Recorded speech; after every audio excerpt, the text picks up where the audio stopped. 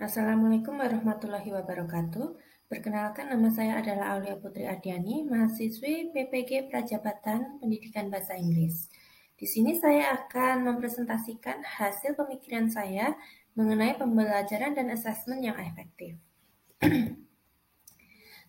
Terdapat 3 pembahasan yang akan saya bahas di sini.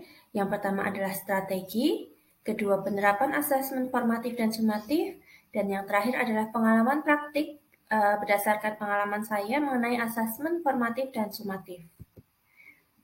Berikutnya adalah strategi menyusun rencana pembelajaran dan asesmen yang efektif. Terdapat 7 strategi yang bisa diaplikasikan. Yang pertama adalah menganalisis capaian pembelajaran untuk menyusun tujuan pembelajaran dan alur tujuan pembelajaran. Analisis capaian pembelajaran ini diambil berdasarkan kebutuhan dari siswa. Yang kedua adalah perencanaan dan pelaksanaan asesmen diagnostik. Asesmen diagnostik dilaksanakan guna mengetahui kemampuan siswa sehingga akan memudahkan guru untuk membuat tujuan pembelajaran dan capaian pembelajaran. Yang ketiga adalah mengembangkan modul ajar yang berdasarkan pembuatannya berdasarkan tujuan pembelajaran yang sudah dibuat sebelumnya. Dan tujuan pembelajaran itu sekali lagi berdasarkan kebutuhan siswa. Yang keempat, penyesuaian pembelajaran dengan tahapan capaian dan karakteristik peserta didik. Dan yang kelima, perencanaan, pelaksanaan, dan pengolahan asesmen formatif dan sumatif. Lalu yang keenam berupa pelaporan hasil belajar. Dan yang terakhir, evaluasi pembelajaran dan asesmen. Evaluasi ini dapat dilaksanakan di akhir pembelajaran guna memberikan peserta didik evaluasi sehingga dia dapat mengubah atau mengembangkan strategi belajarnya, dan untuk pendidik mereka bisa menggunakan evaluasi ini untuk mengembangkan metode pembelajaran yang sudah mereka berikan.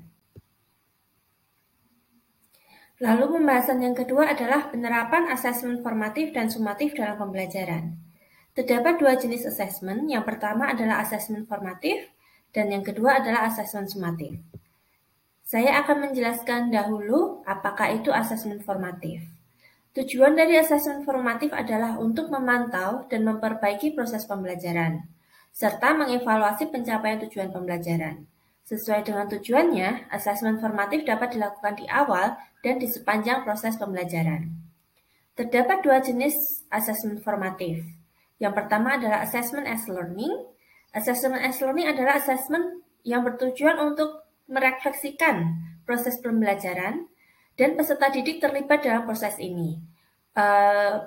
Jenis assessment yang dapat dilakukan sehingga dapat melibatkan peserta didik adalah peer assessment, yaitu assessment yang dilakukan bersama teman lainnya, dan self-assessment, yaitu peserta didik mengevaluasi dirinya sendiri.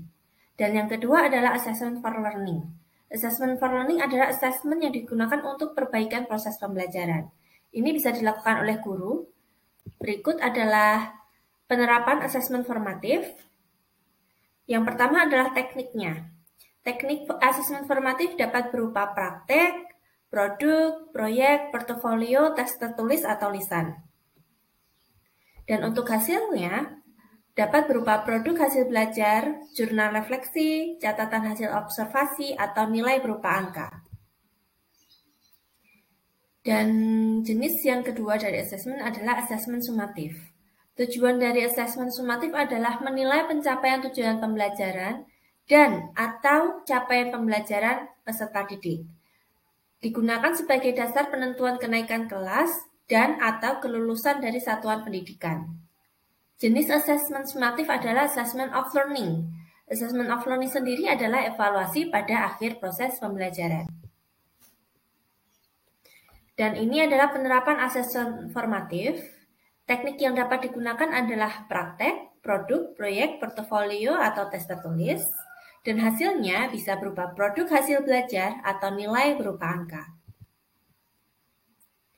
Dan yang terakhir adalah pengalaman praktek asesmen formatif dan sumatif. Penerapan asesmen sumatif berdasarkan pengalaman saya adalah yang pertama adalah saya akan menjelaskan dulu apakah itu assessment as learning dan assessment for learning. Assessment as learning adalah mengadakan self-assessment, seperti memberi secari kertas pada peserta didik dan meminta mereka untuk menulis materi apa saja yang sudah mereka dapatkan hari ini di kelas saya. Lalu penerapan dari assessment for learning, saya mengadakan kuis di akhir unit, lalu meminta siswa melakukan role play, lalu meminta peserta didik membuat project berupa poster mengenai materi weather. Assessment as learning dan assessment for learning ini sudah saya lakukan di kelas saya sebelum saya diterima sebagai mahasiswa PPG Prajabatan. Lalu penerapan assessment sumatif atau yang bisa disebut dengan assessment of learning. Di sini saya mengadakan tes tertulis di akhir semester, lalu meminta siswa menulis sendiri pengalaman mereka saat liburan, lalu mempresentasikannya dalam sebuah video sebagai proyek akhir semester mereka. Jadi terdapat dua produk. Yang pertama adalah berupa hasil menulis mereka, lalu yang kedua adalah hasil video mereka. Jadi terdapat dua bentuk atau dua produk yang bisa siswa hasilkan di assessment of learning ini. Ketiga penerapan dari assessment as learning, assessment for learning, and assessment of learning ini saya lakukan ketika saya masih mengajar sebelum saya diterima PPG Prajabatan. Jadi dalam pengaplikasiannya saya masih menggunakan kurikulum K13 saat itu. Baik, begitu hasil presentasi dari saya. Semoga jelas dan membantu. Wassalamualaikum warahmatullahi wabarakatuh.